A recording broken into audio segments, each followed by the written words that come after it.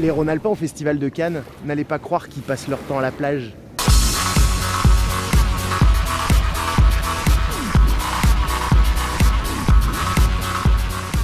Cannes, c'est un peu le lieu de toutes les folies vestimentaires. Bref, c'est le paradis des jeunes créateurs. Nous avons suivi Lucie Carrasco, une styliste lyonnaise qui a fait de la croisette son podium. Ce matin, je me suis réveillée en me disant tout ça pour... Pas pour moi, c'est moi qui l'ai provoqué, mais tout ça c'est juste pour moi. Enfin, tout ce gros bordel, mais j'adore, hein, j'adore. Pour son premier défilé à Cannes, Lucie Carrasco a voulu marquer les esprits.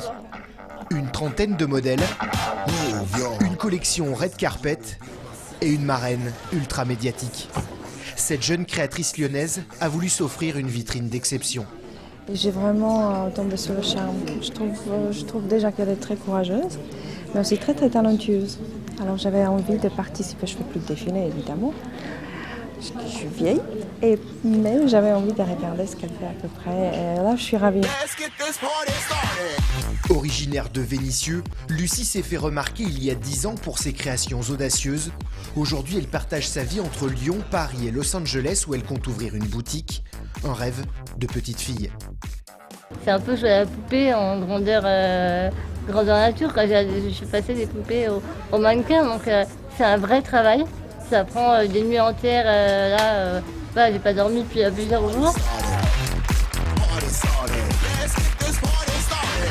Mais c'est un rêve, ouais. Je réalise pas encore en fait. Je l'ai réalisé ce soir, dans mon lit en dormant. Dans les yeux de Lucie à la fin du défilé, il y avait un peu de tout. De la joie, du soulagement, de la fierté surtout d'en être arrivé là.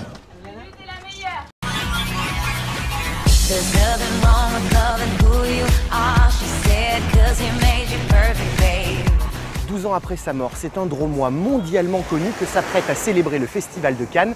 Le jazzman Michel Petrucciani, qui a longtemps vécu à Montélimar, fait aujourd'hui l'objet d'un documentaire qui retrace son combat contre la maladie.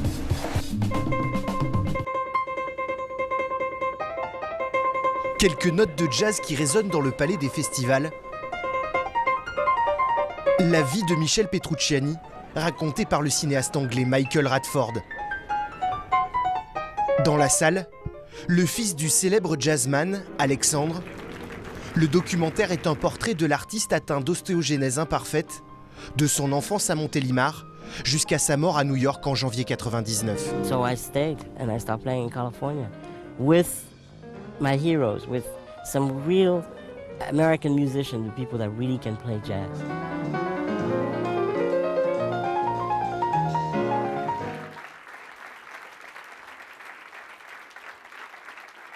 C'était un homme qui était maudit par les anges, d'une certaine manière.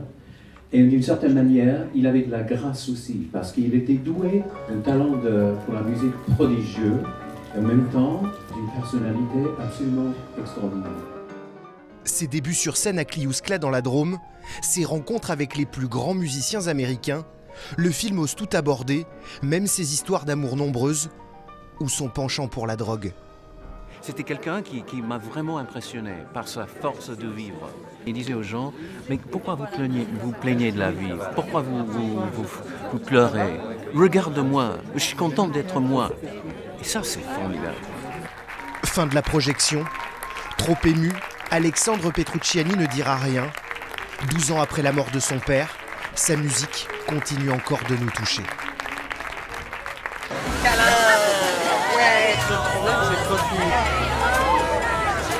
Voilà, c'est la fin de notre petit week-end cannois.